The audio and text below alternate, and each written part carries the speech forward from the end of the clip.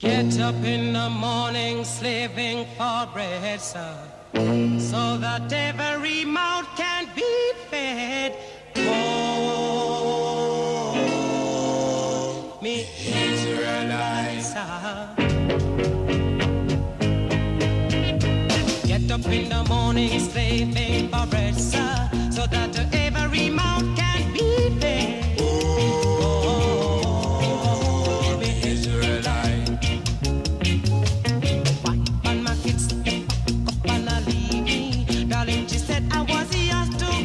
See,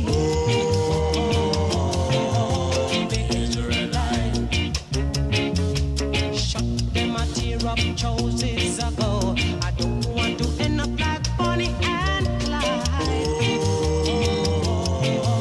The Israelite after a storm there must be a calm. Catch me in a farm, you sound your alarm.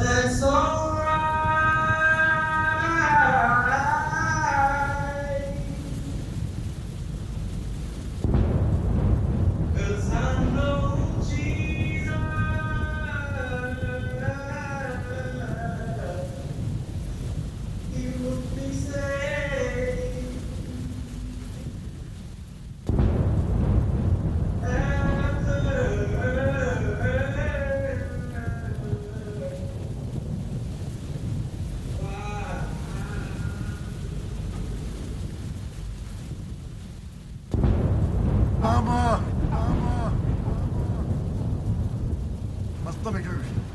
My neck hurts. Everything hurts. Some water or something. Please. Please. I can't breathe all the time. Shut up. They gonna kill me. They gonna kill me, man.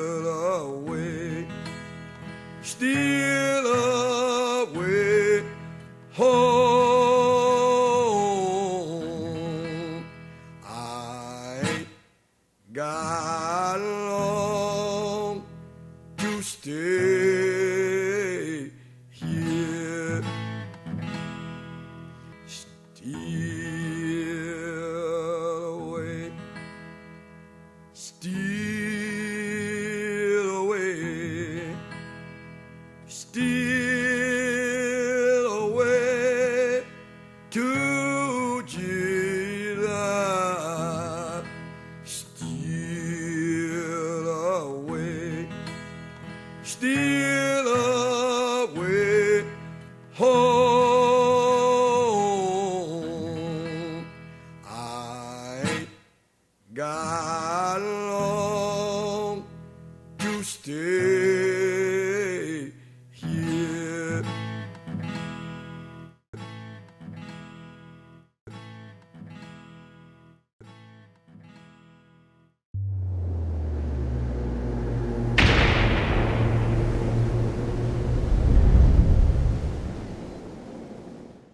Oh!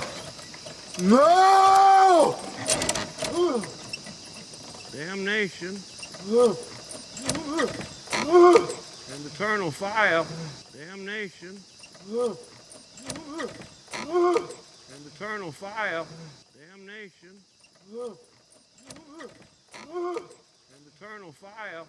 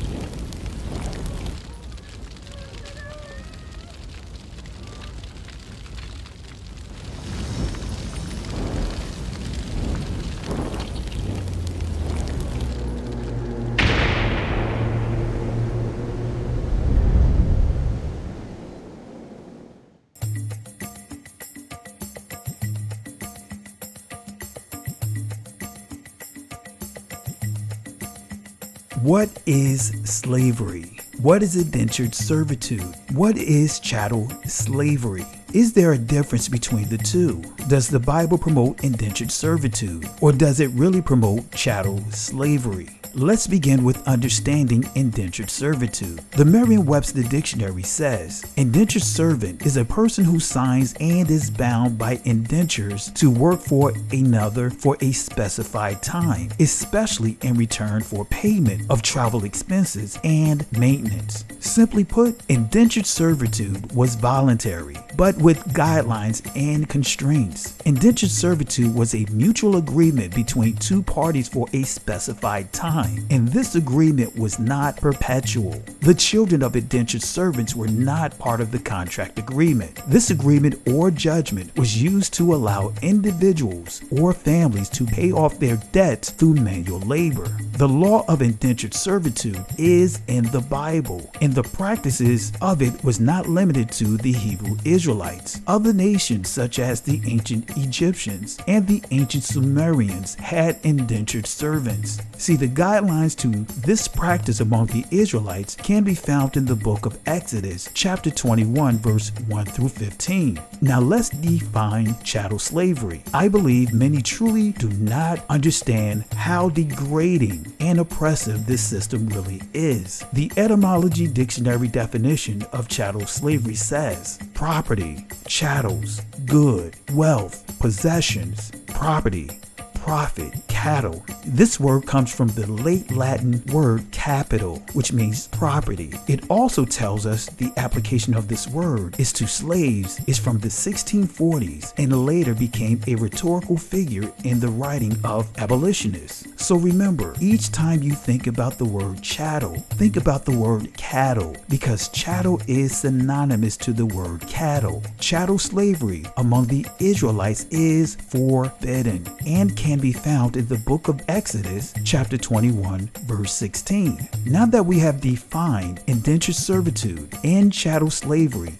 and located the associated law, statutes, and commandments that governs it, let's get a better understanding of the differences between indentured servants and chattel slavery. Also, let's use this as an opportunity to address a very deceptive narrative that began during the former President Obama's administration. Irish lives matter too, or the Irish were slaves too. And lastly, we got over it, so why can't you?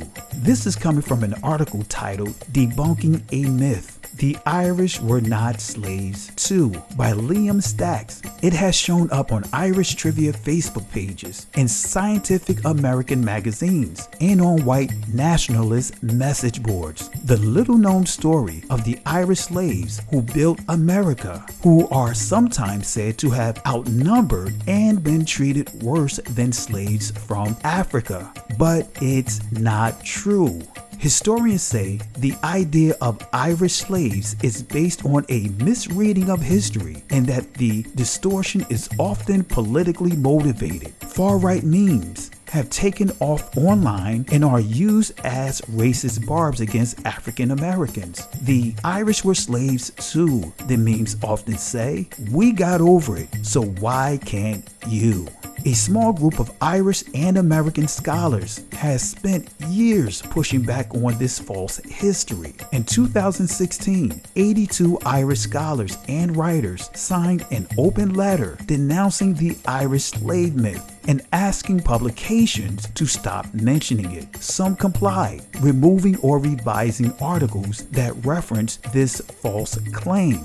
But the letter's impact was limited. The legal differences between indentured servitude and chattel slavery were profound, according to Matthew Riley, an archaeologist who studies Barbados. Unlike slaves, servants were considered legally human. Their servitude was based on a contract that limited their service to a finite period of time, usually about 7 years, in exchange for passage to the colonies. They did not pass their unfree status onto their descendants. Contemporary accounts in Ireland sometimes refer to these people as slaves, Mr. Hogan said. That was true in the sense that any form of coerced labor can be described as slavery, from ancient Rome to the modern day human trafficking. But in colonial America and the Caribbean, the word slavery had a specific legal meaning. Europeans, by definition, were not included in it. So again, the word slavery had a specified legal meaning. Europeans, by definition, were not included in it. See, an indentured implies two people have entered into a contract with each other, but chattel slavery is not a contract, says Leslie Harris, a professor of African American history at Northwestern University. It is often about being a prisoner of war, being bought or sold bodily as part of a trade. That is a critical distinction. Here is another source that makes a clear distinction between Irish indentured servants and Negro chattel slavery.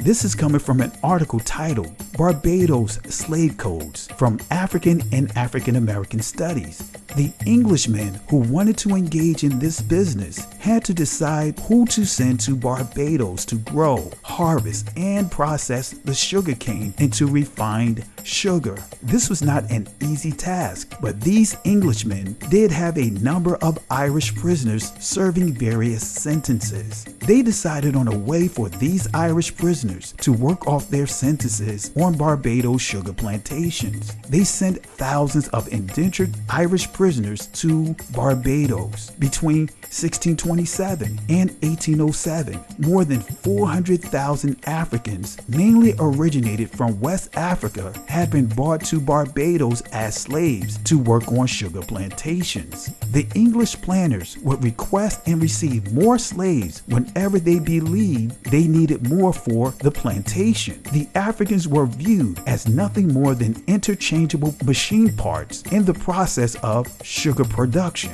The treatment experienced by the Africans was among the most inhumane in human history. Starting in 1640, Africans were thought of as inferior to Englishmen. Africans were not thought to have the capacity to be intelligent. In consideration of how dark skin color was defined as life or lesser value than light skin color, legal codes naturally evolved out of these attitudes. Which leads me to the Barbados Slave Code of 1661. The Barbados Slave Code served as a template in establishing slave laws throughout the Caribbean, South America, and the United States. Here's 3 laws that was included in the Barbados Slave Code of 1661 to give you a glimpse of how our people were treated. These codes also provide answers as to why our people are treated a certain way in this country, why we come on the short end of the stick in this legal system and in other legal systems around the world. Barbados Slave Code of 1661.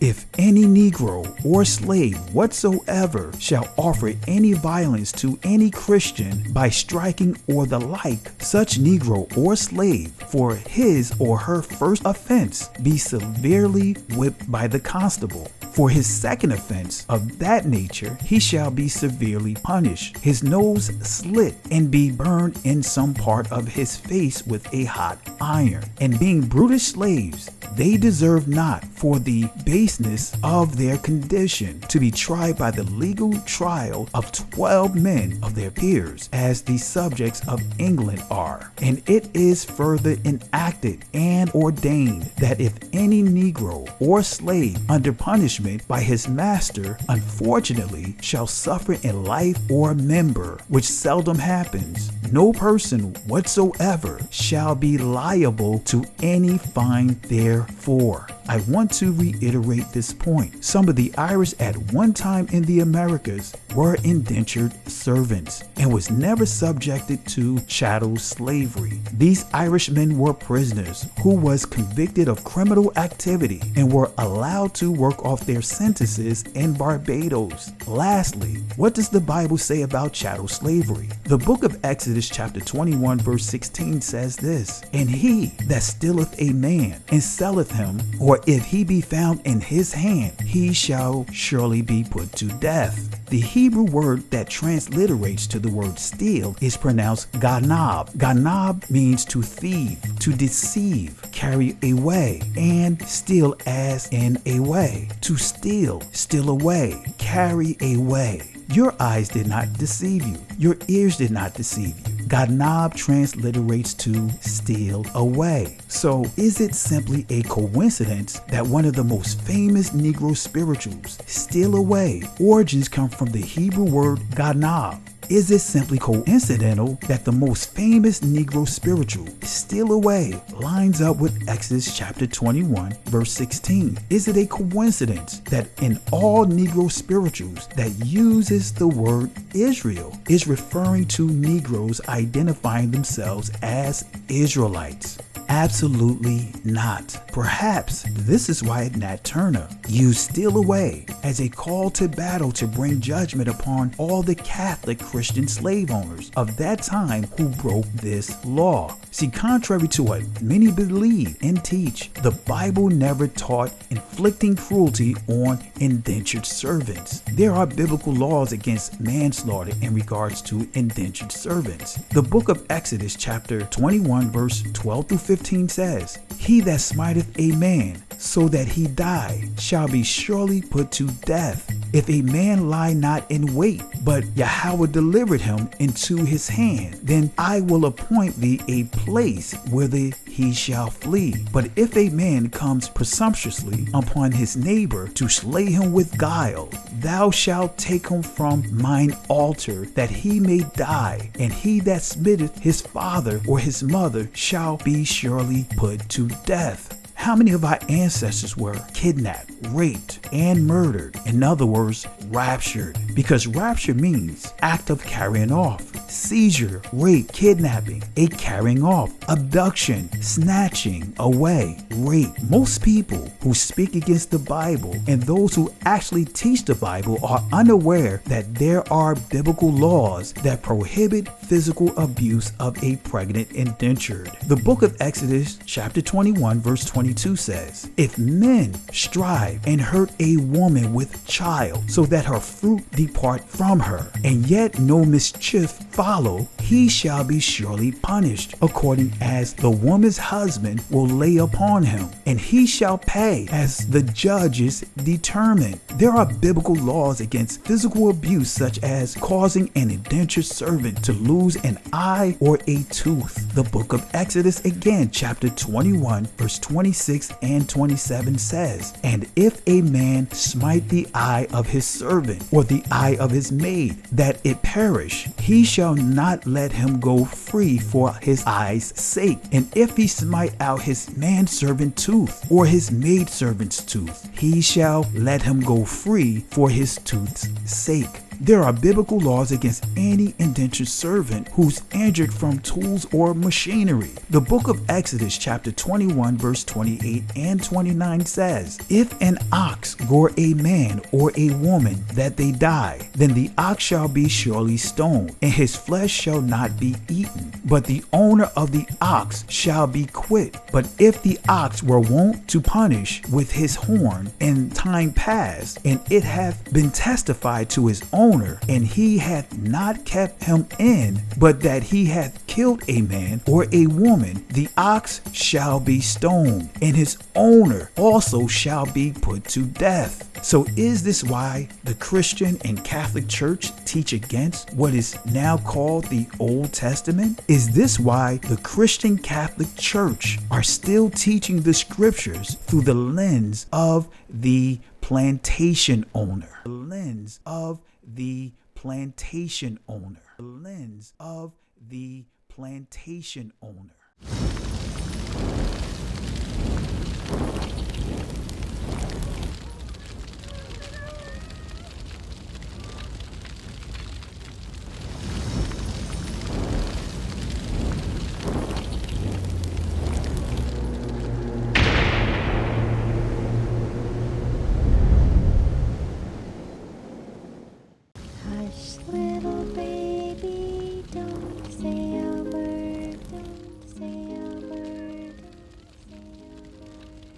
Mama's gonna buy you a mockingbird.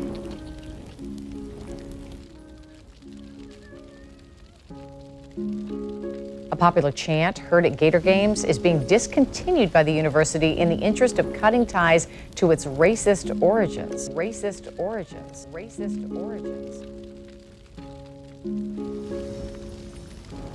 But the Gator bait chant will no longer be endorsed by the University of Florida because of its origins. Because of its origins. Because of its origins. Fuchs wrote, quote, "While I know of no evidence of racism associated with our Gator bait cheer at UF sporting events, there is horrific historic racism imagery associated with the phrase. The phrase's racist history dates back to a practice of using black babies to lure alligators from the swamps as recently as the 1920s. The phrase's racist history dates back to a practice of using black babies to lure alligators from the swamps as recently as the 1920s. The phrase's racist history dates back to a practice of using black babies to lure alligators from the swamps as recently as the 1920s. Hushabye, don't you cry. Mammy's little pickaninny gon' get a present mighty soon. When them stars am a peeping and the moon it am a creeping, then mammy gon' sing this tune.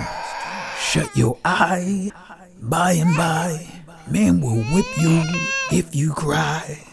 Someone am a coming through the gate. Go to sleep, don't you peep. Listen to me tell you, use mammy little alligator bait. See, these words of this song were written by Henry Wise, and the music, Lord have mercy, composed by Sidney Perry for the play Mammy's Little Alligator Bait. Mammy's Little Alligator Bait. Mammy's Little Alligator Bait.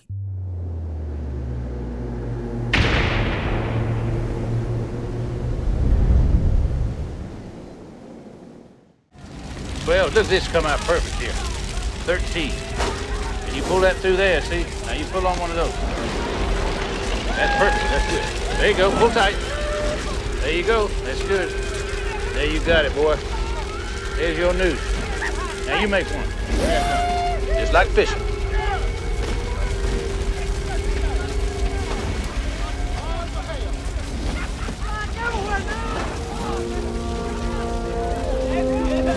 that's a good one. That's a good one. Good boy.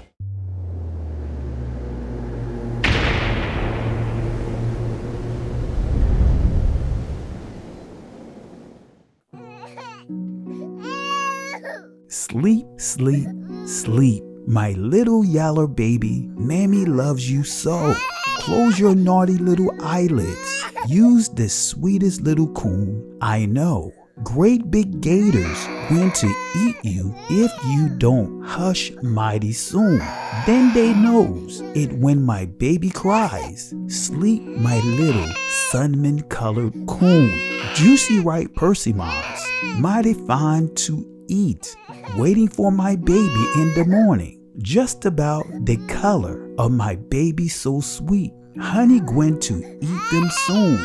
Gators am uneasy when they hears you weep. Mine I gives you timely warning. Mammy gwine to rock her little dusky babe to sleep. Mammy gwine to rock her little dusky babe to sleep. Mammy gwine to rock her little dusky babe to sleep.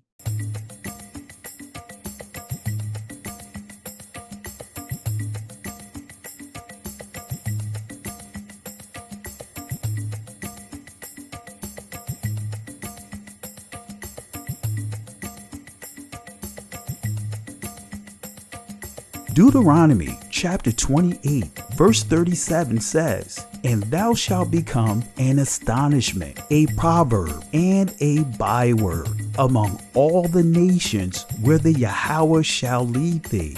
What is an astonishment? What is a proverb? What is a byword?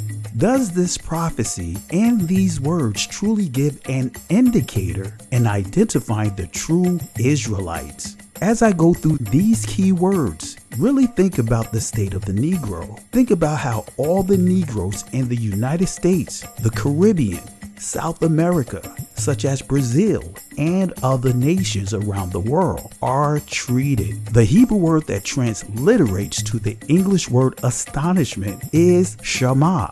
This word means ruin, desolate, desolation, waste, horror. The Hebrew word that transliterates to the English word proverb is mashal. This word means poem. It means parable. But a key understanding to this word that's not included in this definition is that this word also means object of scorn. See, the Hebrew word that transliterates to the English word byword is shanai na. The Israeli pronunciation is shanina. This word means taunt. Now think about the state of the so-called black community. Think about the state of Shema, the state of ruin, desolation, the horror, and the appearance as if it's a war zone. Think about gentrification, which is the actual reason for the death of Breonna Taylor. The poem I read is one of many racist lullabies in the racist book titled A Book of Lullabies. The lullaby I quoted is titled Sleep My Little Cinnamon-Colored Coon, which continued to promote the usage of our children as alligator bait, alligator bait, alligator bait.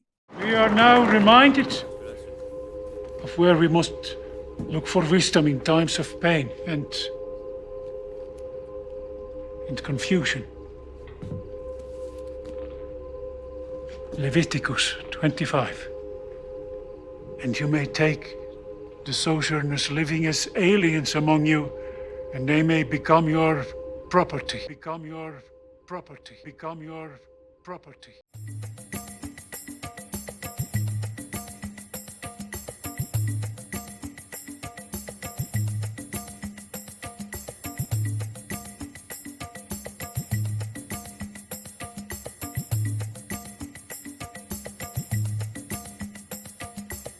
In 1837, Hosea Easton a black minister from Hartford, Connecticut, was one of the earliest black intellectuals to write about the word nigger. In several pages, he documented how it was an omnipresent refrain in the streets of the antebellum North, used by whites to terrorize colored travelers, which is a term elite African Americans with the financial ability and personal inclination to travel used to describe themselves. On reflecting upon the ways that the word nigger impacted colored travelers, Easton painted a picture of an urban landscape which little urchins of Christian villagers pestered black men and women as they passed. He said white parents and teachers used the word to instruct children that blacks were deficient, but also to show how their own racial status was precarious. They disciplined white children with stories of nigger boogeymen and promised a child would have no more credit than a nigger if she misbehaved. Children absorbed their racial lessons and reacted with open hostility when they saw real black people. White children taunted, "See nigger's lips? See the flat nose. Nigger eye shine. That slick looking nigger. Nigger, where you get so much coat? That's a nigger priest." This is how so-called white Christian parents taught their children hatred towards our community. This is how they taught their children to disrespect well-respected and accomplished men and women from within our community, which includes those who were priests. To add insult to injury, the adults would join in as the children would mock adult men and women from within our community. Men and women from within our community. Men and women from within our community. Wade in the water, wade in the water, children, wade in the water. God's gonna trouble the water. You better wade in the water, wade in the water, children, wade in the water. God's gonna trouble the water. Oh, stepped in the water, water was cold. God's gonna trouble the water. Oh, you chilled my body, not my soul. Oh, God's gonna trouble the water. You better wade in the water, wade in the water, children, wade in the water. God's gonna trouble the water. Wade in the water, wade in the water, children, wade in the water. God's gonna trouble the water. God's gonna trouble the water. God's gonna trouble the water. God's gonna trouble the water.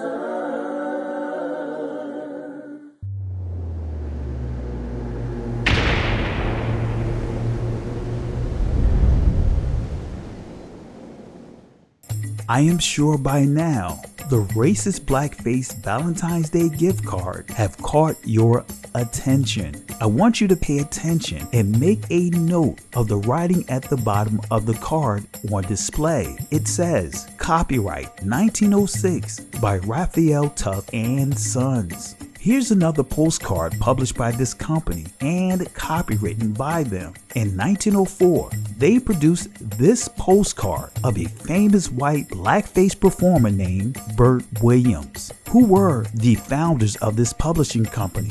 Raphael Tuck and Sons was a business founded by a Jewish immigrant named Raphael Tuck and his wife in Bishop Gates in the city of London in October 1866. They specialized in selling pictures and greeting cards and eventually selling postcards, which was their most successful line. Their business was one of the best known in the postcard boom of the late 1800s and the early 1900s, and their contributions left a lasting effect on most of the artistic world. Not only did Raphael Tuck and Sons create pictures, greeting cards, and postcards, they also created a children's book series titled Father Tuck's Nursery Series. See, this series includes the book titled 10 Little Nigger Boys, 10 Little Dollies. Here's a sample from this book. 10 little nigger boys going out to dine. One choked his little self, and then there were 9. 7 little nigger boys chopping up sticks. One chopped himself in half, and then there were 6. 2 little nigger boys sitting in the sun. One got frizzled up, and then there was 1. See, during the postcard boom, the company headquarters, which was Raphael's home, was destroyed, including the originals for most of their series, and the company never fully recovered. In the end, they merged their business with 2 other companies to become the British Printing Corporation in 1952. I will say this again, not one stone was left unturned in regards to our community being treated as an object of scorn through the usage of stereotypes.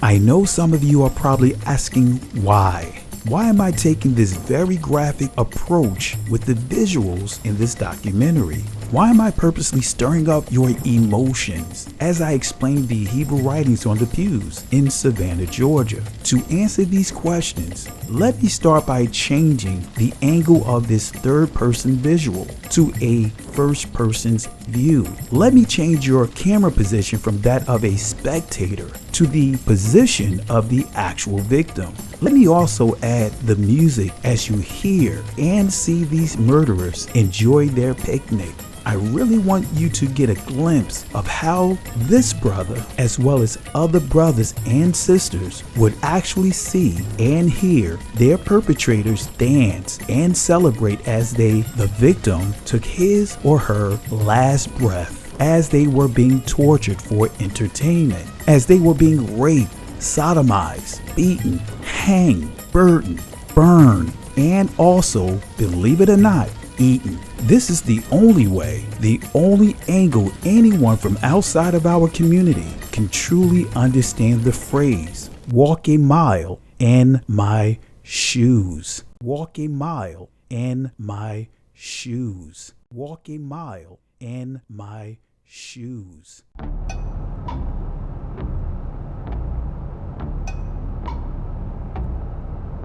Devil call his name that he is now. Mr. Northup, I have 2 gentlemen whose acquaintance you should make. Messrs. Brown and Hamilton. Sir? Mr. Northup, these 2 gentlemen were inquiring about distinguished individuals, and I was just this very moment saying Solomon Northup is an expert player on the violin. Solomon Northup is an expert player on the violin. Solomon Northup is an expert player on the violin.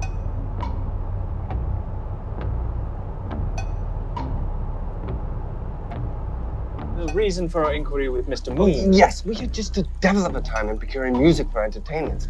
Men of true talents are seemingly in short supply. Thank you, sir. If we could persuade you to accompany us as far as Washington, we could give you $1 for each day's services and $3 for every night plated out performances. $3 for every night plated out performances. $3 for every night plated out performances. The Lord has made plain his desire for the African race.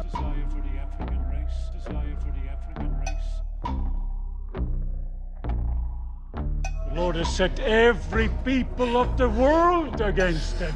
People of the world against them. People of the world against them.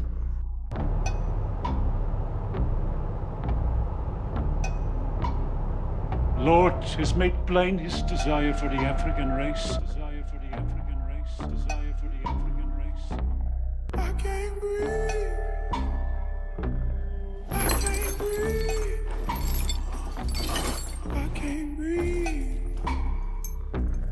I can't breathe. I can't breathe. I can't breathe.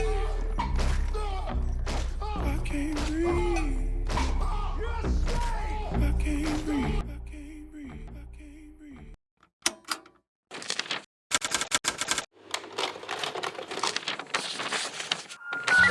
Event 239, show you clear.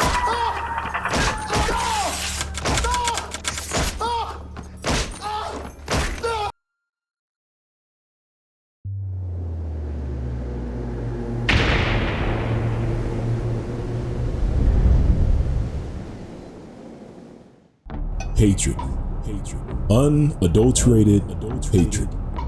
Where does it come from?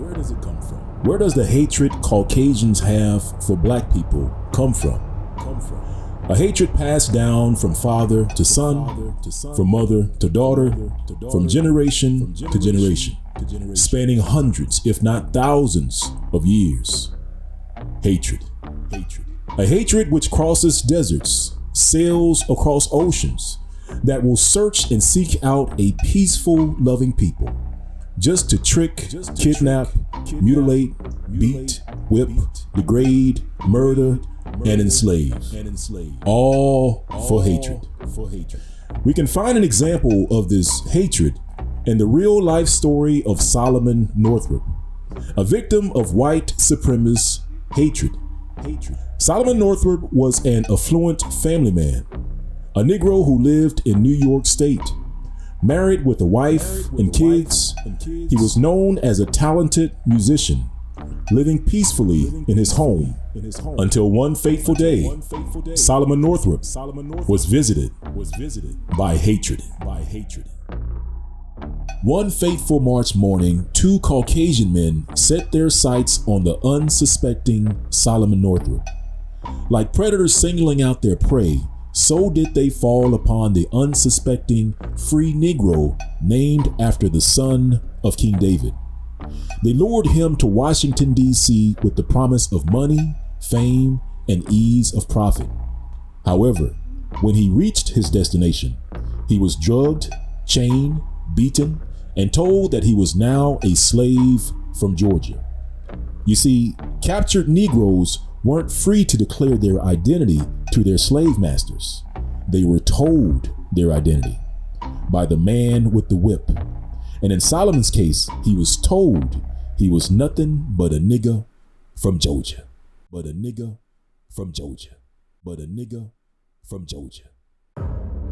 Your name is Toby. I want to hear you say it. Your name is Toby. You're going to learn to say your name. Let me hear you say it. What's your name? Kunta Kinte. Kunta Kinte. When the master gives you something, you take it. He gave you a name. It's a nice name. It's Toby. And it's going to be yours till the day you die. Now, I know you understand me, and I want to hear it. Again!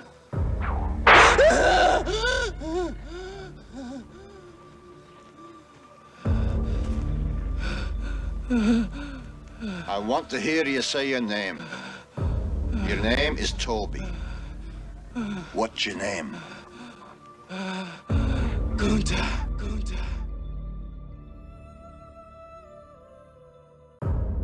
What's your name? Say it. Toby. Who are you? Say your name.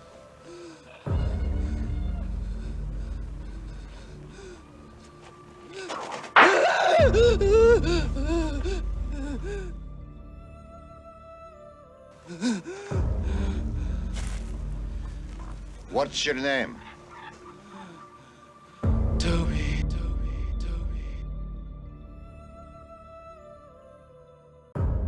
Being a kidnapped slave, Solomon's name was changed to hide his true identity. In fact, he was the one slave who didn't answer to his name when he arrived in New Orleans because he didn't know it. However, an interesting pattern emerges when we examine the names of the other slaves shipped to New Orleans. We find that many of those slaves had surnames or last names of Spanish and Portuguese brews. You see, many slaves had the names of Spanish and Portuguese brews, just like Olaudah Equiado. Olaudah Equiado. Olaudah Equiado.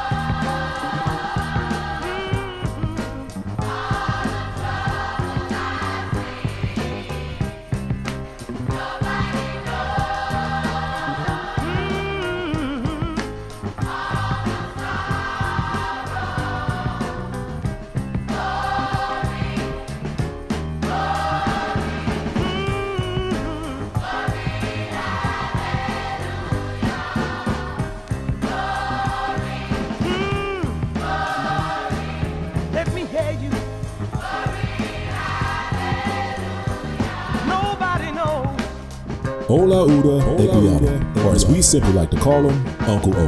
Uncle O was an Igbo born in a place called Isaka in Nigeria. However, according to Igbo oral tradition, some Igbo trace their ancient ancestry all the way back to the Iberian Peninsula, and prior to that, all the way back to Israel. Now, that's interesting because Uncle O's place of birth, which is called Isaka is a Basque word, which is from the region of the Iberian Peninsula, aka the homeland of the Spanish and Portuguese brews. Why would Uncle O use an Iberian word for the name of his homeland? You see, fam, Basque is the territory between Spain and France, once called during ancient times by the name Navarre, a place of refuge for Spanish brews who fled from Spain in 1492. Not only that, the name Isaka is also a Hebrew word, meaning Isaac, with a suffix at the end as found in ancient Hebrew. You see, fam, it appears the place of Uncle O's birth not only lines up with Igbo oral tradition, it also lines up with Uncle O's identity of who the Igbo are today, the children of Israel. As the following reference reads, such is the imperfect sketch my memory has furnished me with of the manners and customs of a people among whom I first drew my breath. And here I cannot forbear suggesting what has long struck me very forcibly, namely the strong analogy which even by this sketch, imperfect as it is, appears to prevail in the manners and customs of my countrymen and those of the Jews before they reached the land of promise, and particularly the patriarchs while they were yet in that pastoral state which is described in Genesis, an analogy which alone would induce me to think that the one people had sprung from the other. Indeed, this is the opinion of Dr. Gill, who, in his commentary on Genesis, very ably deduces the pedigree of the Africans from Aphor and Afra, the descendants of Abraham by Keturah, his wife and concubine, for both these titles were applied to her. It is also comfortable to the sentiments of Dr. John Clark, formerly Dean of Sarum, in his Truth of the Christian Religion. Both these authors concur in ascribing to us this original. The reasonings of these gentlemen are still further confirmed by the scripture chronology, and if any further corroboration were required, this resemblance in so many respects is a strong evidence in support of the opinion.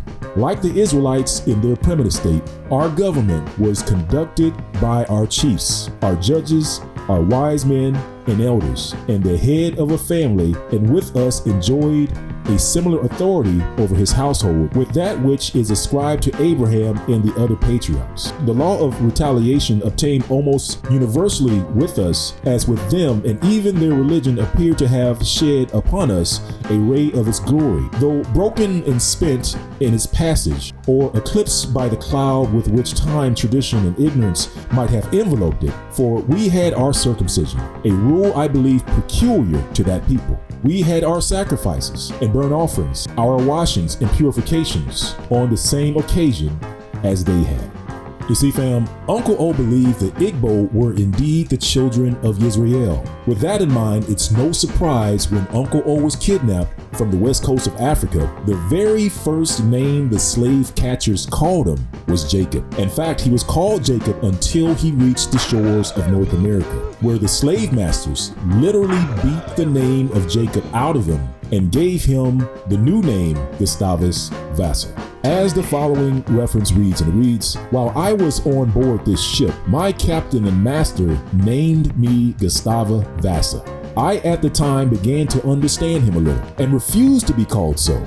I told him as well as I could that I would be called Jacob, but he said I should not and still called me Gustavus. And when I refused to answer to my new name, which at first I did, it gained me many a cuff. So at length I submitted and was obliged to bear the present name by which I have been known ever since. You see, fam, Uncle O's Igbo connection to Israel goes far beyond just oral traditions and similarities between Igbo and Israel traditions. The Igbo-Israel connection is found in their blood. In fact, many so-called African Americans today who are the descendants of Igbo also show genetic DNA connections to Spain and Portugal and the Basque region. You see, fam, DNA has confirmed Igbo oral traditions, and many so-called African Americans are finding DNA matches with ancient DNA extracted from Old Spanish and Portuguese Blue communities. In other words, fam, Igbo oral tradition confirmed. But maybe you're thinking, well, wait a minute. I thought the Jews were white, and if so, then how can the so-called African Americans be the Blues as well? Well, that's a mystery that Uncle O addressed in his book. You see, even though the Blues appeared to be from different ethnicities, the root of Judah was black. As the following reference reads, and it reads, a strong European tradition dating back to the Middle Ages maintained that the Jews were black, or at least swarthy, and finds sharp expression in modern anti-Semitic literature. And the next reference reads, and reads, to this instance I shall add one, which is mentioned by a late writer who, describing the African coast and the European settlements there, has the following passage. There are several other small Portuguese settlements, and one of some note at Matamba, a river in Sierra Leone. The people here called Portuguese are principally persons bred from a mixture of the first Portuguese discoverers with the natives, and now become in their complexion and woolly quality of their hair perfect Negroes, retaining, however, a smattering of the Portuguese language. And now, in this same reference, we're going to skip ahead a few paragraphs to the paragraph that speaks specifically about the Jews. And the reference reads, and it reads, but though these facts seem sufficient of themselves to confirm my opinion,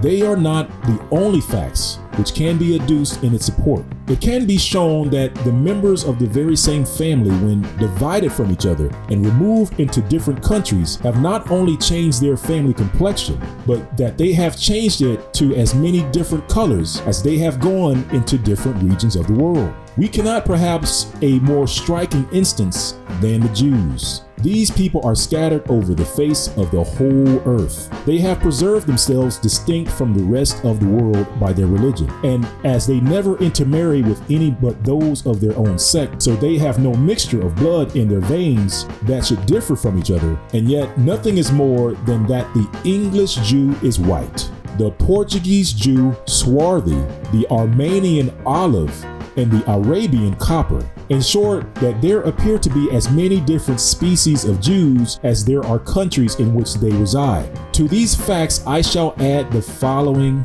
observation: that if we can give credit to the ancient historians in general, a change from the darkest black to the purest white must have actually been accomplished. In other words, fam, this reference Uncle O quoted in his autobiography implies that white Jews came from black Jews. And as you can imagine, this wasn't a revelation that slave masters wanted published, especially when many of America's slaves were in fact Igbo, the people Uncle O believed were Israel.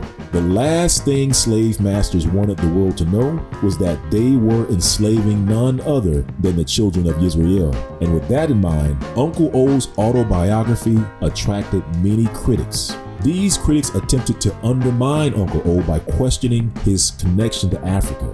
They questioned his heritage, going as far as to say that Uncle O wasn't even African at all, inferring that he was just a nigga from South Carolina. And to promote this lie, critics attempted to use a 1773 Navy muster roll, which listed someone by the name of Gustavo Weston from South Carolina, which is a different name than Gustavo Vassa. And critics tried to say that Weston was indeed Vassa while providing no proof to support their claim.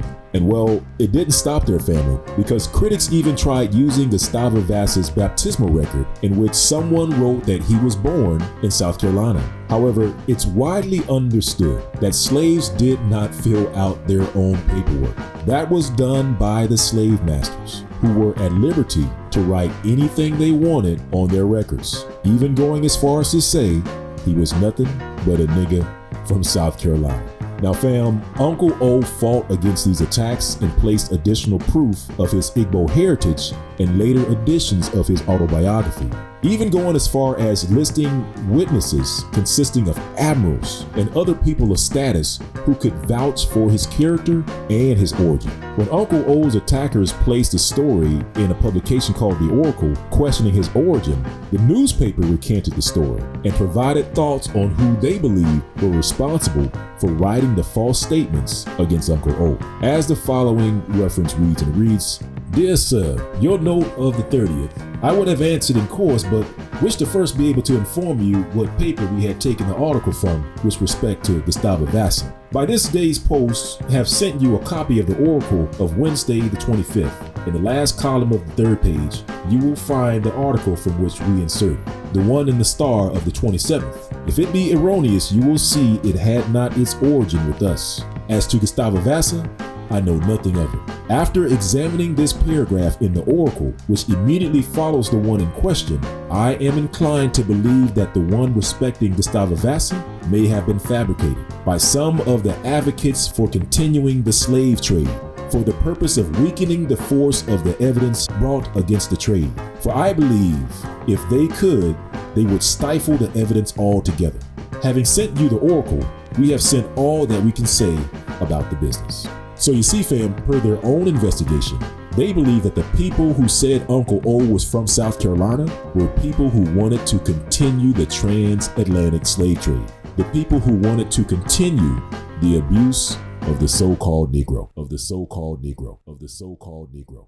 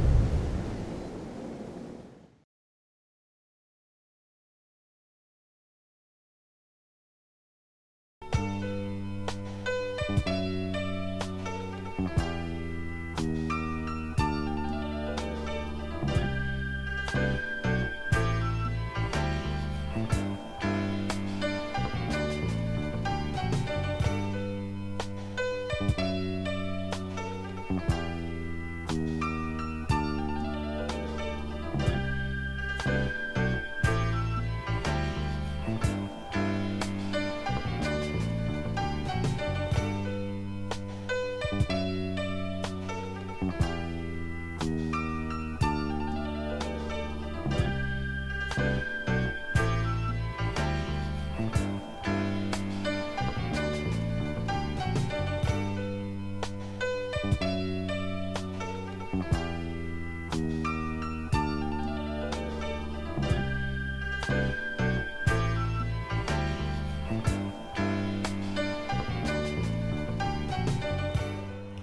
our culture, it's all about the trees. The trees. The trees are everything. You know, we're always gathering around the trees. It's our life. It has always been from the root to the very top. It's all about the trees. What's amazing is people come from all over the world, mainly white people, to see our trees. Hanging trees today. Weeping trees that cry real tears, the bloodline, the red blood. The most famous hanging tree is the angel oak tree. The angel oak tree, a live oak. It's a very popular hanging tree. And people from all over the world come to just look in awe at this massive hanging tree. We have them all over Charleston. Hanging trees everywhere. Here we're off of America Street. We have a beautiful hanging tree. Interesting. The projects. Massa wrote the slave code now. Massa is a Hebrew word that means burden. Massa wrote the slave code that says, keep the man from out of the houses. Cannot stay with the family. The men do not stay with the women and children. The projects now. America Street. There's only one America Street in America. And here we are on America Street projects. Notice another slave auction block. The real money. The real reason for this city now is to sell us.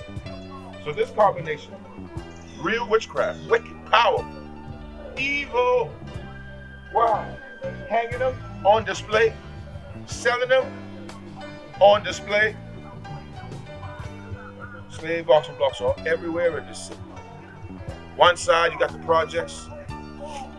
On the other side of the street you got $1 million mansions. Multi-million-dollar mansions on one side and projects just across the street. Damn. What's interesting is the dead foliage, what looks like it's dead, is actually called resurrection fern. Resurrection. If you sprinkle, get a little bit of rain, overnight you come back to life. Beautiful green. Resurrection fern. On the hanging trees.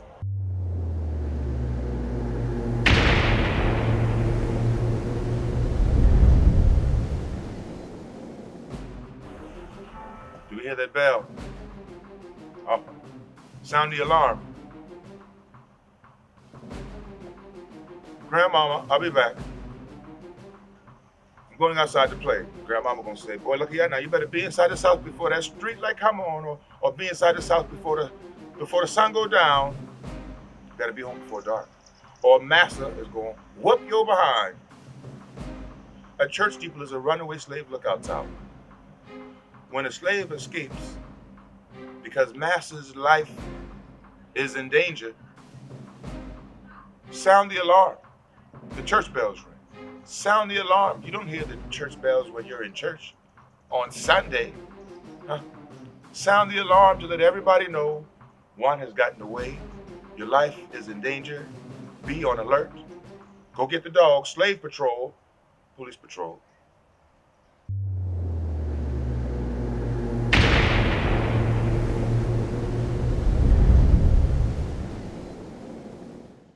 Follow the yellow brick road. Follow the yellow brick road to the end of the rainbow. Here we have the Golden House, Mr. William Aiken Rhett's other house, just across the street. At the other end of the hanging trees. Picnic. Pick that nigga to hang, right? Right. Heaven. This is heaven for them. Under the houses, under the streets, is where the slaves stayed. Wow, gold. Check out this color. That's fancy right there now. Golden houses. Follow the yellow brick road to the end of the rainbow. You'll find that pot of gold. The pot of gold is the slaves. Notice the slave door, the privileged slave's door, down low and above, massive double doors, massive, oversized. These doors are only to give you the view. When you open these doors, it's just for the windows. And this is perfectly set up for the hanging trees, for the original drive-in movie theater. The picnics, watching the blacks swing on trees, was a big event everyone looked forward to on Sundays after church service. Usually, although it happened regularly here in this city. Hanging trees, notice the perfect view here in heaven, Charleston.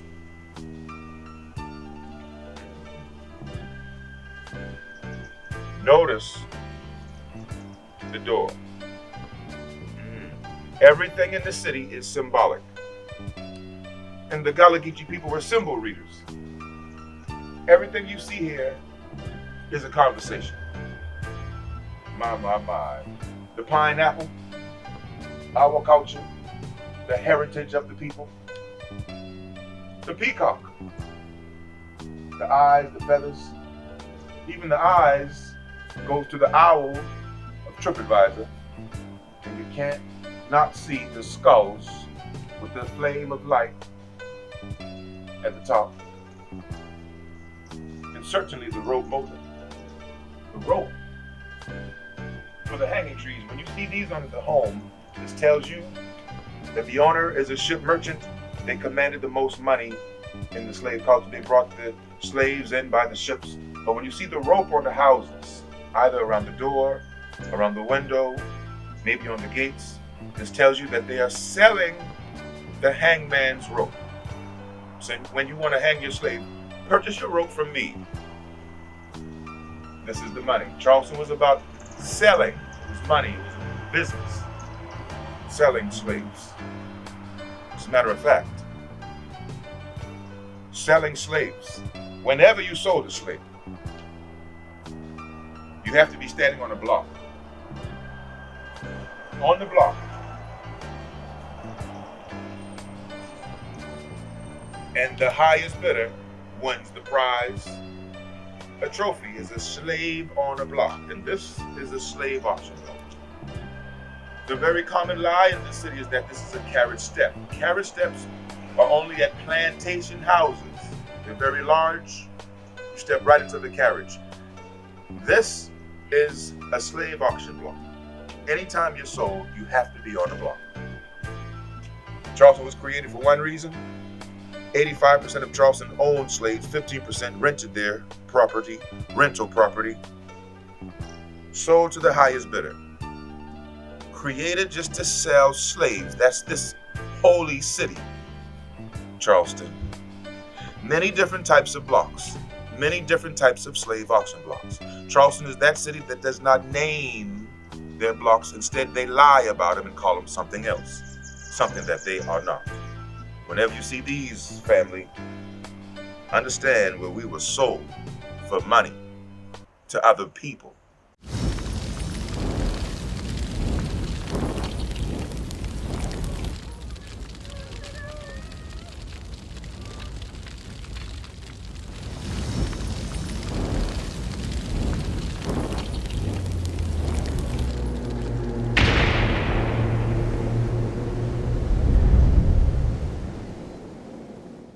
Get up in the morning, slaving for bread, sir, so that every mouth can be fed.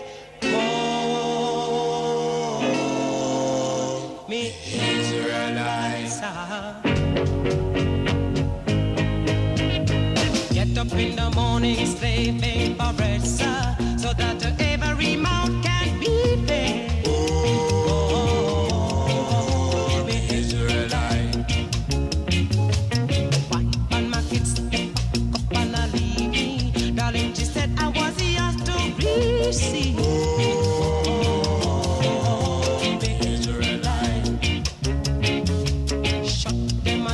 of choices ago. I don't want to end up like Bonnie and Clyde.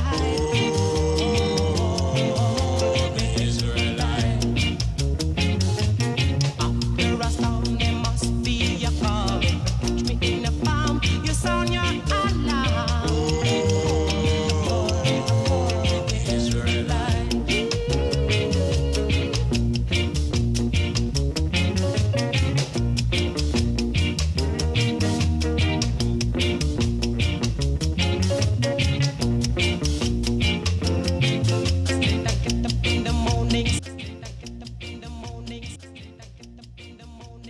Off the slide, yeah. Want to buy, why is why? Tell us right, what's a song? Stand in line, for a slice up a devil's pie. For a slice up a devil's pie. For a slice up a devil's pie. Though I walk through the valley, the shadow of death, I will fear no evil, for thou art with me. Thy rod and thy staff, they comfort me. Thou preparest a table before me in the presence of mine enemies. Thou anointest my head with oil, my cup runneth over. Let me recite this passage again, but from a different translation, a different version. Even when the way goes through Death Valley, I'm not afraid when you walk at my side. Your trusty shepherd's crook makes me feel secure. You serve me a 6-course dinner right in front of my enemies. You revive my drooping head, my cup brims with blessings. So far, this documentary, as it should, has taken you on an emotional roller coaster of anger with the goal of provoking responses such as, enough is enough. When do we collectively as a people take a stand against these religious institutions who have made it a point to demonize us all in the name of their man-made Jesus? Not the Christ, not the Messiah, not the anointed one of the ancient holy text. It's interesting how it's medically proven through Emory University that traumatic experiences of a parent generation can pass down certain behaviors to the child generations in the form of strongholds. So let me partially quote the 23rd book of Psalms, verse 5 again from the Message Bible. You serve me a 6-course dinner right in front of my enemies. Let me say it one more time. You serve me a 6-course dinner right in front of my enemies. Understand this. Traumatic experiences such as our ancestors being forced to stand on slave blocks throughout cities like Charleston, South Carolina, Richmond, Virginia, Savannah, Georgia, and other cities as cattle and were sold to the highest bidder. But today, our men, our women, through the hip-hop and R&B culture, embrace and sensationalize how we now voluntarily stand on city blocks we don't own, selling drugs created and sponsored by the pharmaceutical companies owned by the sons and daughters of those who have enslaved us. Pressing to stand on city blocks, selling their products with the goals and dreams of getting a slice of the devil's pie. Let me simplify what I just said. We were forced to stand on blocks as product and sold to the highest bidder by our oppressors. Now we sensationalize voluntarily standing on blocks, selling their products to the highest bidder for the sake of having a slice of the devil's pie. What is the devil's pie? The devil's pie is actually called Satan's tongue. The devil's pie is the power of manipulation with the goal of getting whatever you want by any means necessary. See, not only does the culture of hip-hop and R&B sensationalize standing on repackaged slave blocks, but there's also preachers who look like you, who look like me, who preach and teach lessons that are heavily influenced by the devil's pie standing high in their pulpits, which are nothing more than glorified slave blocks as they pursue a slice of the devil's pie by selling out their own people. What is the devil's pie? In mathematics, pi, Pi, is written as the Greek letter for the English letter P. Pi, Pi, is the ratio of the circumference of any circle to the diameter of that circle. A history of pi notes that by 2000 BC, the Babylonians and the Egyptians were well aware of the existence of pi, Pi. Pi, Pi, again, is the ratio of the circumference of any circle or pi to the diameter of that circle or pi, P-I-E. Pi, Pi, again, is a Greek letter within the Greek language. And the Greek language is a slice of a bigger pie called the Proto-Indo-European language, PIE.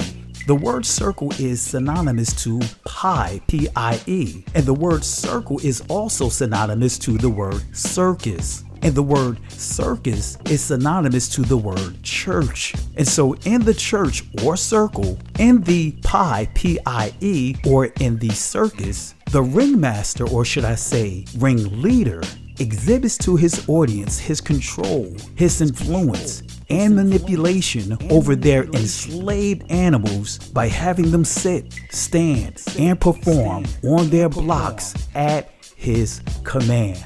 For the third time again, we have our own people voluntarily stand on city blocks, and we have crooked pastors holding down their pulpit, or should I say their block, bragging about how much block work they are putting in on borrowed time until the 13th Amendment eventually kicks in, for them to eventually be incarcerated and held in a cell, S-A-L-E, lock, repeating the cycle all over again as the owners of these prisons pay them a fraction of what they have earned off them as they outsource their labor to the highest bidder. But the rabbit hole doesn't stop there. It gets even deeper, starting with spiritual wickedness in high places. An example of this is PBS in their series, The Black Church, produced by Henry Louis Gates. The slice of the devil's pie. Off the slide, yeah. Want to buy, why is why? Joe is right, watch us all. Stand in line for a slice of the devil's pie. For a slice of the devil's pie. For a slice of the devil's pie. The people who built these pews paid homage to Christ, but also left a surprising trace of another African religious past, Islam. This is Arabic type of writing. It's amazing that it survived. Oh, yes. I'm sure that if Christians knew that it was a Muslim, they would have just painted it over. Or something. Maybe. Those who also wrote this, they may be Christian themselves. But for them, religion is a continuity. Different ways of maybe worship, but it's the same God, the same principle. And it was written to be a legacy for the future generations.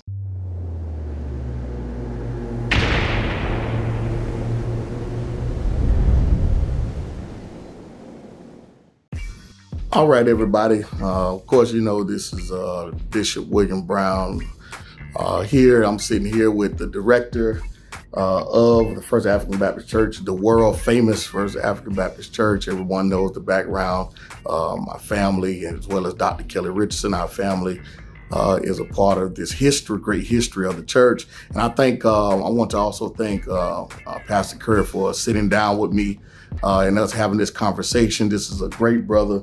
And so let's jump right into it, Pastor Curry. The first question I want to talk about, you know, everybody knows about the PBS documentary. That was a big deal. A lot of people talked about it from both sides. You know, you had some people, even some of the Baptists that I know, hit me up and say, man, what's going on? This sounds a little crazy here, what they talking about. But I got a chance to speak to the producers of the PBS documentary, and they shared with me some things and whatnot regarding the church and their conclusion and things with Arabic and things like that. So what was it when they shared with me? They said it was kind of an uproar when they was filming, they had to stop. So you want to kind of go into the uproar of what happened and who was a part of it? we'd go there, we had actually had members of someone from the church take pictures of the pews, and we sent it around to a lot of, I don't even, what's the terminology, people who study linguists. Right. Translators. To first of all figure out, if it was Arabic, and if it was, what did it say? Many were like, it is Arabic, but it's a earlier version of Arabic that we do not know. So Boubacar, who was from, I think, West Africa, was able to him and someone else were able to actually translate what it was.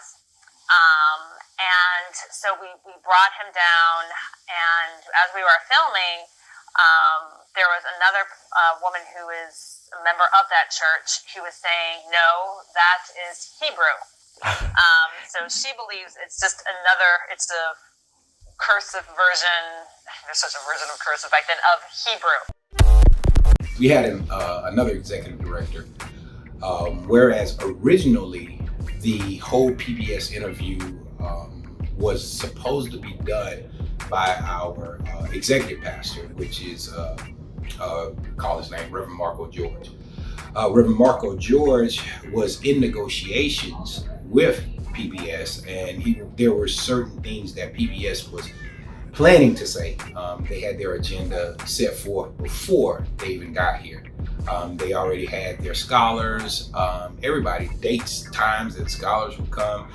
There wasn't no previous research. There was just PBS in their plan.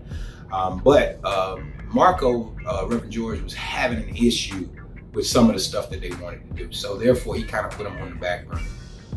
They reached out to other people, not calling other people's names, but they reached out to other people.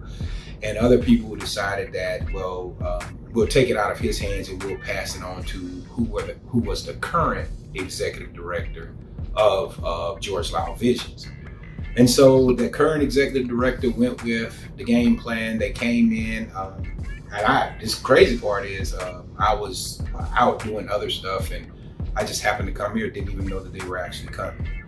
So when I showed up, asking questions, and then so I went upstairs to listen to the interviews and what they were talking about.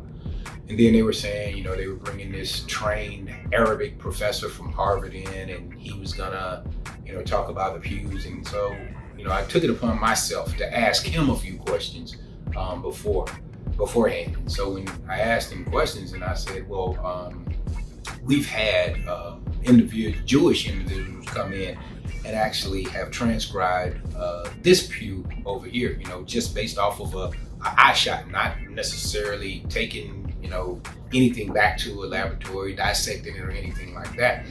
And so, based off of the information that I received from that gentleman and Miss Karen Wortham, the information that she had received as well, she's our church historian.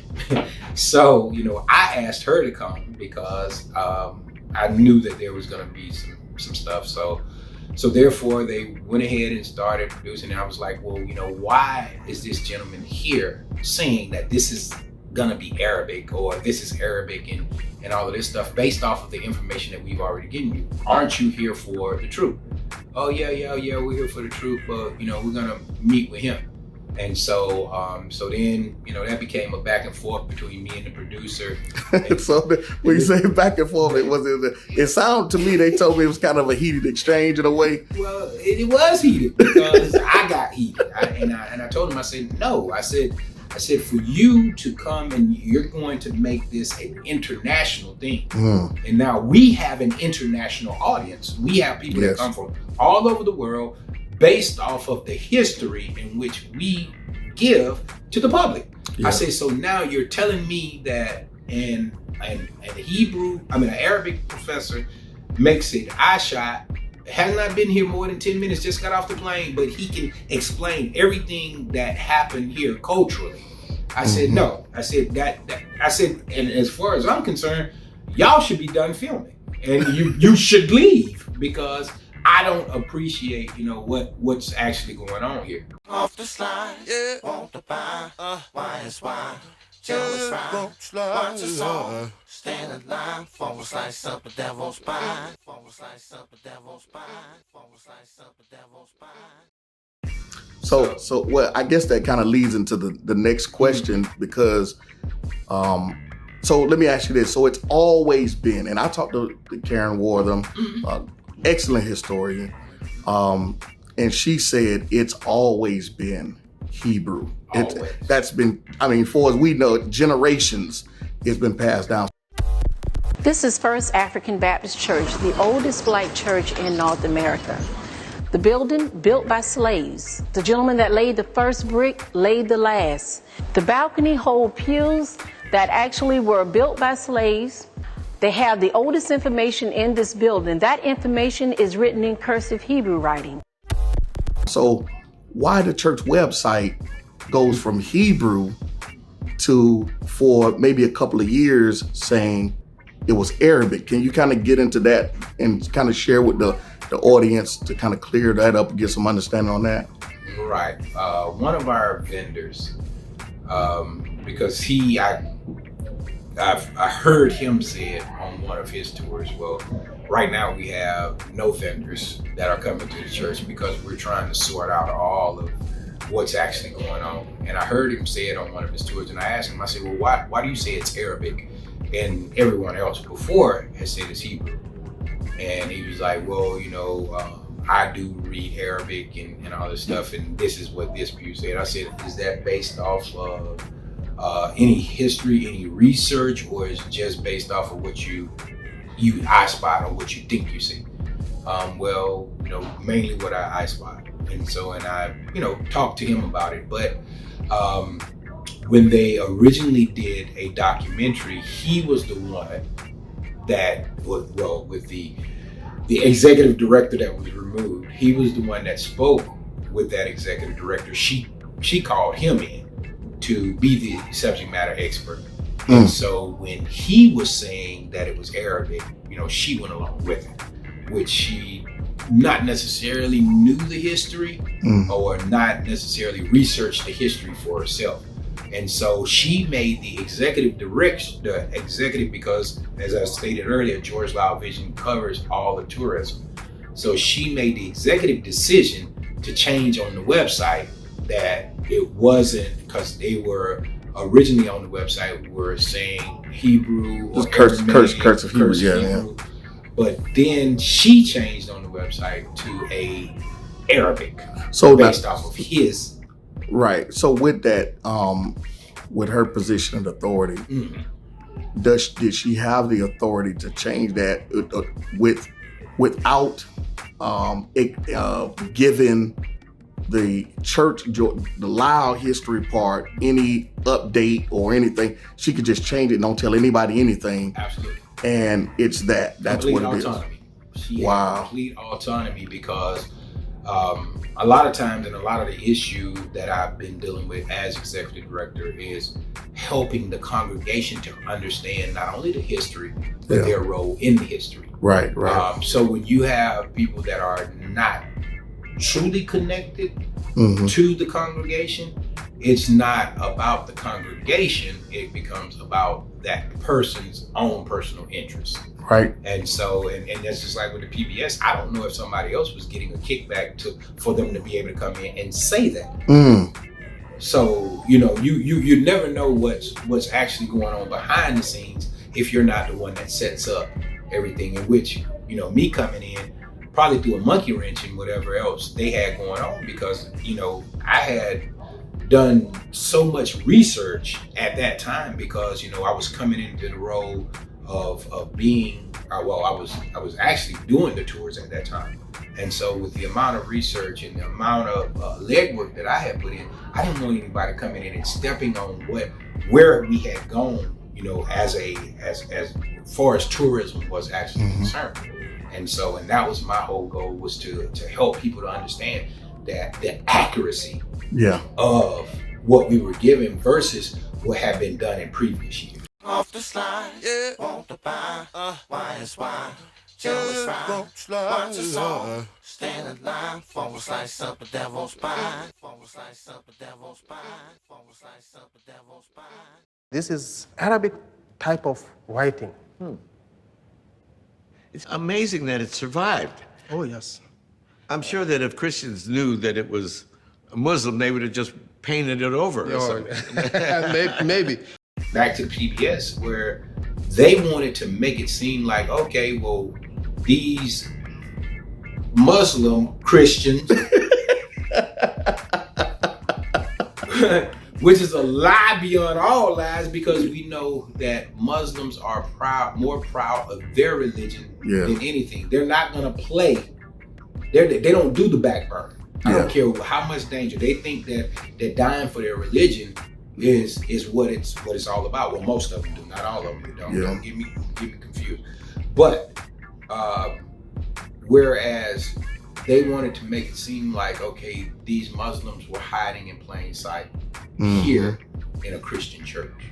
Yeah, and then they tried to partner Sapelo Island up the street, where the Muslims were to First African Baptists in Savannah, and they have no correlation or relation. Zero. But that's how they started off with the documentary getting here.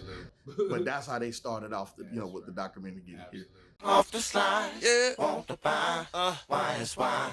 Tell us right, watch us all, stand in line, for a slice up a devil's pie, for a slice up a devil's pie, for a slice up a devil's pie. Our pastor has been here for 40 years. And the makeup of the church is mainly a senior makeup. I mean, where we literally had to, due to the pandemic, we literally had to teach them how to go on Facebook. They would go on Facebook and they would know how to scroll up and down and read whatever, but how to set a notification for a live function. Yeah. So there was not much interaction concerning, the website. I had to literally push our church's website to the forefront. I mean, as an executive director, I don't really have time to be calling and making constant updates to the website. So I literally had to, push that to the forefront, something that they would use, something that we could use to push people to our website.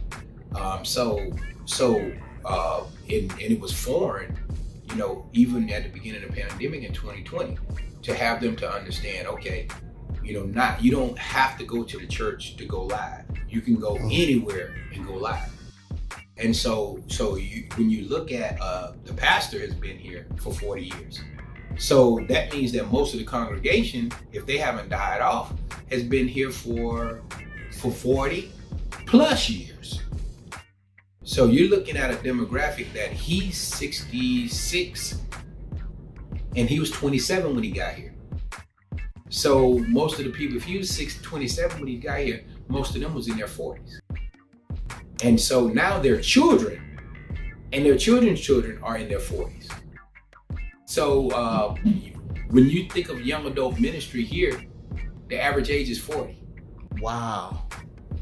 And when you because young adults everywhere else is between the ages of 17 and 25. Yeah. But the young adult ministry here is 40. Wow. So needless to say, outside of coming to church, the young adult ministry doesn't do what a regular young adult ministry would do, with coming in and saying, hey, we need to update this on the website. The website is saying this, the website is saying that. So it can easily slip under the rug. Oh man, easily. When an executive director has complete autonomy and their focus may not be so much the congregation and the interest and the needs of the congregation. Right. And it could just be that, I have a relationship with this person, so I believe what this person is saying. Versus, I've never known it to be that. Yeah. So how can all of a sudden it be that? Off the slide, want to buy, why is why? Tell us right, watch us all, stand in line, for a slice up a devil's pie, for a slice up a devil's pie, for a slice up a devil's pie. The people who built these pews paid homage to Christ, but also left a surprising trace of another African religious past, Islam. I want to respond to this overreaching, blatant lie Henry Louis Gates, his team, along with PBS stated in their documentary, The Black Church. This is our story. This is our song. Henry Louis Gates claims that the writings on the pews pays homage to another African religious past, Islam. He and others have tried to link the First African Baptist Church of Savannah, Georgia to the First African Baptist Church in Sapelo Island, and more specifically Raccoon Bluff, which is about 60 miles away. The First African Baptist Church at Raccoon Bluff was founded in 1866. The First African Baptist Church of Savannah, Georgia was founded almost a century earlier in 1773 and constituted in 1777, which means that there is no connection between these two churches outside of their Christian religion and denominational affiliations. And more importantly, there is no connection to Islam. How was Henry Louis Gates and his staff able to force a connection between the First African Baptist Church of Savannah, Georgia and First African Baptist Church at Raccoon Bluff? How and who did they deceptively use to create this illusion of this supposed connection to Islam? The answer to this question is through two Muslim slaves, Salih Bilali, who was born around 1790 in Messina along the Niger River, and Bilali Muhammad, who is known for the Bilali manuscripts or diary. Bilali Muhammad was born in Timbo, Guinea in 1770 and died in 1857. Bilali Muhammad came from a Muslim family and was highly educated, but there is not a single document that supports the notion that these two Muslims attended the First African Baptist Church at Raccoon Bluff, nor did they ever set foot in the First African Baptist Church of Savannah, Georgia. Again, First African Baptist Church of Raccoon Bluff was founded in 1866, and Bilali Muhammad died in 1857. Several sources say that Bilali Muhammad had a cabin on the mainland opposite of Sapelo Island. Before the building of the First African Baptist Church at Raccoon Bluff, there were several praise houses that were used for the place of worship for slaves and later for their free descendants. The location of these praise houses included those at Shell Hammock, Lumber Landing, and Hog Hammock. The praise house located at Hog Hammock was designated for the members of the First African Baptist Church at Raccoon Bluff. To be used during the week, this praise house was able to hold 12 adults, and meetings were conducted on Tuesday and Thursday nights. So what's interesting about the First African Baptist Church at Raccoon Bluff is that this church is vital to the Gullah Geechee culture that evolved in the coastal regions of South Carolina and Georgia in the 17th and 18th centuries. Now let's focus on the Bilali manuscripts written by Bilali Muhammad. Scholars and linguist Joseph Greenberg of Northwestern University believe that it is quite likely that the Bilali diary was written with a standard Arab kind of pen or qalam on a well-known sort of Italian paper. This is coming from the Georgia Historical Quarterly, Fall 1994,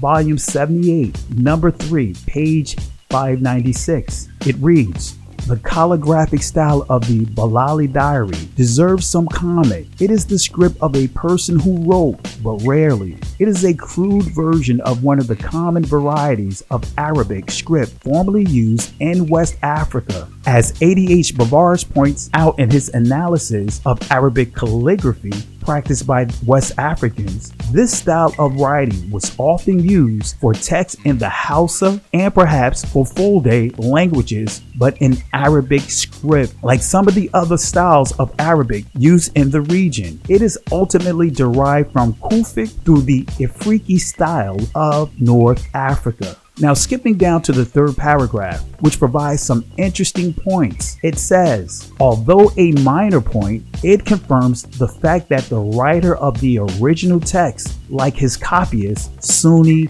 Muslim, and doubtless a Maliki too, Further down on folio 2, there is a clear mention of our Master Muhammad, in other words, Maulana Muhammad, as the messenger of God, Rasul Allah, on lines 3, 7, 9, and 10. Despite these isolated words and phrases and other coherent patches visible here, it is hard to seize the main thread of the chapter. As Greenberg surmised, it is probably about the performance of prayer. Now I want you to make a note of the following quotes: our Master Muhammad and Messenger of God. On page 597, it says this: on the first line of folio 4R is mention of unbelief. On line 3, another chapter heading appears with the words babe drawn out across the page as before. Here, the theme of ritual washing begins, and much of it can be read. So before we read the second paragraph on page 598, I want you to listen closely to the words of the PBS staff from a Q&A session held on Clubhouse immediately following the premiere of the Black Church, This Is Our Story, This Is Our Song. This is where it really gets dicey. Listen with intelligence. So I did just find the email. So the scriptures, the ones that we sent him of the pews, the side pews, there's like one that looks like a squiggly line is Muhammad is his messenger, and the other one that he translated was no God but Allah. Now, the Henry Louis Gates staff said, according to Boubacar, that the pew in question, along with another pew, says Muhammad is his messenger and no God but Allah. Now let's read the second paragraph on page 598. It says, at the end of the section on washing, the diarist or copyist seemed to diverge from copying a text or recalling it. With folio 5R, he lapsed into his own brand of piety over and over, perhaps 7 times in the following 5 folia. He wrote, "O God, I bear witness that there is no God but God." Usually, he added to this phrase, and Muhammad is the messenger of God. Now, is this strictly a coincidence that we see almost identical quotes from the Balali diary and what the PBS staff quoted? Is it strictly a coincidence that the quotes from the diary and Muhammad is the messenger of God truncated to Muhammad is his messenger and "Oh God, I bear witness that there is no God but God" truncated to "no God but Allah"? After doing a deep dive, a deeper study on the phrases Muhammad is his messenger and no God but Allah, I discovered its connection to what is called the Shahada. There is no God but Allah and Muhammad is his messenger. This is part of the Shahada, in other words, the Islamic statement of faith.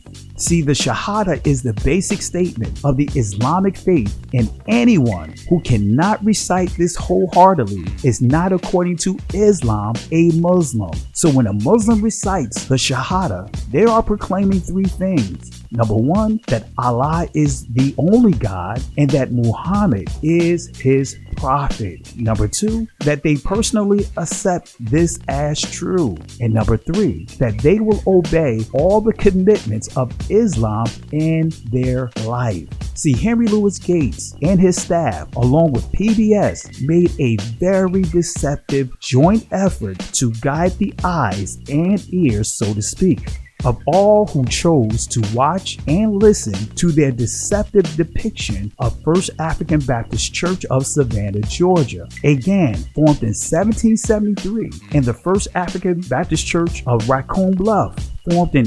1866. That's almost 10 years after Balali Muhammad's death. They want you to believe that cryptic Muslims worship in this Baptist church, and the writings on the pews in question, as well as others, is the Islamic statement of faith called the Shahada. You can't make this up. You can't make this up. Off the slide, yeah. Want to buy, why is why? Jealous rhyme, watch us all stand in line. Forward slice up a devil's spine. Forward slice up a devil's spine. Forward slice up a devil's spine. There is an honorable and very respectable title that's revered at the First African Baptist Church of Savannah, Georgia. This title is highlighted in the book titled The History of the First African Baptist Church from its organization January 20th, 1788 to July 1st, 1888. This book was written by First African Baptist Church's own Reverend Emmanuel K. Love, D.D. He was one of the pastors and pillars of this historical landmark, who was referred to as a prince in Israel. On the wall behind the piano to the right side of the pulpit hangs a plaque dedicated to Reverend Emmanuel K. Love for his work in leading First African Baptist Church. Written on this plaque, we see that he is again referred to as a prince in Israel. It reads, born in Marion, Alabama, July 27, 1850, died Savannah, Georgia, April 24,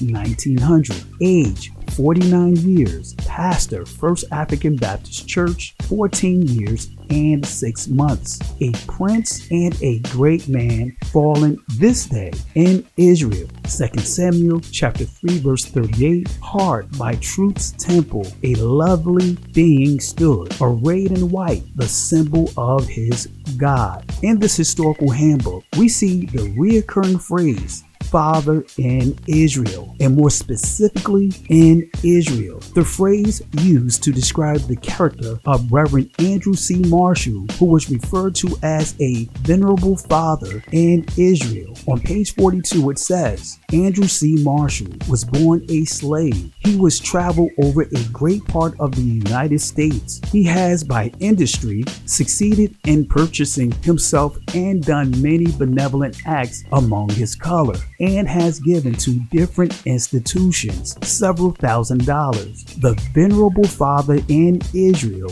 Andrew C. Marshall, died in Richmond, Virginia, December 7, 1855. While returning from the north to the people of his charge for nearly or quite half a century, he was a laborious and indefatigable workman in the vineyard of his master. The founder and first pastor of First African Baptist Church of Savannah, Georgia, Reverend Andrew Bryan, was referred to as a father in Israel. On page 203, it says, when he was commanded not to preach the gospel, he raised his dusky hand, stained in his own blood, drawn by his vile persecutors, and said with a trembling voice, with that manly heroism and Christian courage that the grace of God alone can fan into burning eloquence, if you would stop me from preaching, cut off my head. This humble statement from our father in Israel amazed and ashamed his ungodly persecutors. This humble slave, using the weapon of warfare, which is not carnal but mighty through God, conquered these human brutes, and through Christ won a signal victory for the church. Our fathers planted the banner of the Lord here in sweat, tears, and blood, around which their children have rallied for 100 years. Our troubles have been great, our trials many, but we have not yielded an inch of ground to the enemy. On page 183, Deacon Willis Harris is referred to as someone who caused troubles and heartaches in Israel. On page 183 it says, he was caught stealing from a Mr. Douglas in whose employ he was. The extent of his stealings has never been determined. He had many dollars worth of goods bid about the church, being at the time sexton of the church, and many more at his home. He was arrested, found guilty, and sentenced to 7 years in the penitentiary at hard labor, where he is still. This was a righteous retribution for the troubles and heartaches he caused in Israel. The frowns of Almighty God seem to have rested upon the man. Again, in Israel was a very honorable and weighty title at First African Baptist Church of Savannah, Georgia. Again, we see Prince in Israel on the plaque dedicated to Reverend Emmanuel K. Love. We see Venerable Father in Israel used as a title for the late Reverend Andrew C. Marshall. We see Father in Israel used for the founder of this church, Reverend Andrew Bryan. Lastly, we see Deacon Willis Harris accused of causing troubles and heartaches in Israel. However, there is another place where the name Israel is written, another place that clearly says Israel, a place I can emphatically prove it's not paying homage to Islam, nor is it proclaiming the Shahada, which is again the Islamic statement of faith. Off the slide, yeah, want to buy, why is why? Joe is right, watch us all, stand in line, for a slice up the devil's pie, for a slice up the devil's pie, for a slice up the devil's pie. I had it. A map to freedom. Ain't no such thing as a map to freedom. Word for word. Show me the way. I carved it out on the wall. You know how to rest now. Listen to me. You gotta have faith. You run. You follow that map. And you a free man. I've seen the devil's grin. But I miss the angel's light. You be ready when you get to that river. You be ready when you get to that river.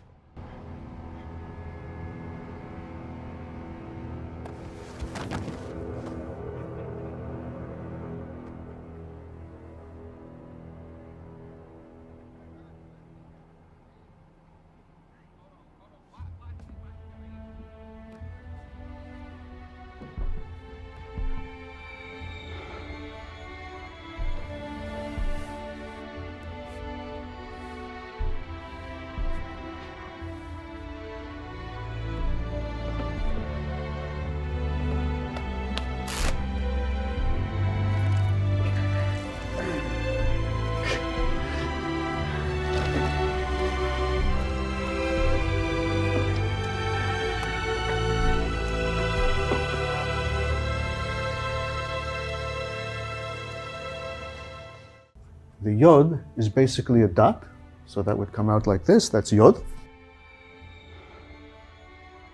The letter zayin is written this way. Resh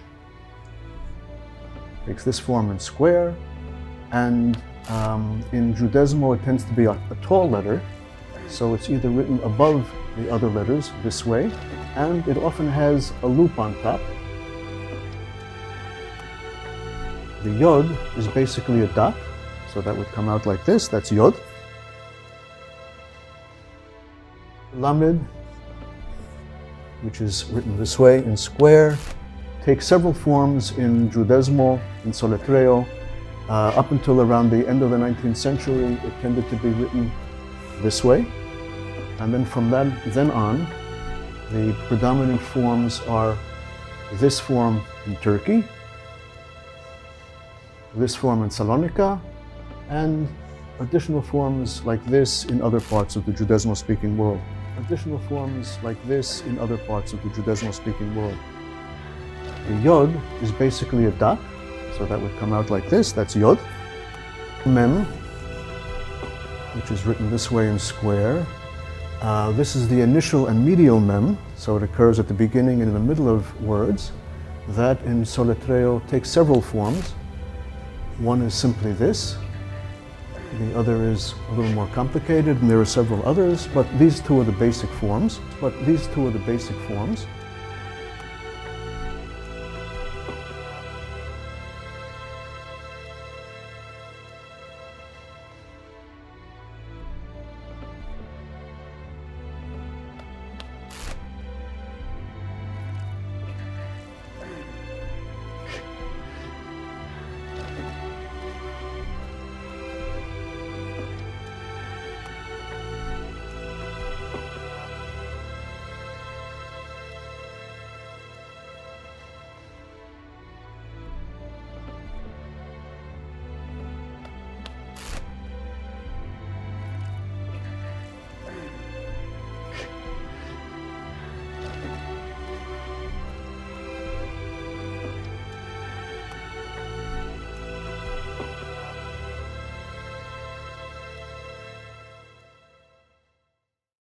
Get up in the morning, slaving for bread, sir, so that every mouth can be fed. Oh, me Israelites, get up in the morning, slaving for bread, sir, so that every mouth can be fed. Oh, me Israelites. Why on my kids up and I leave me? Darling, she said I was yours to receive.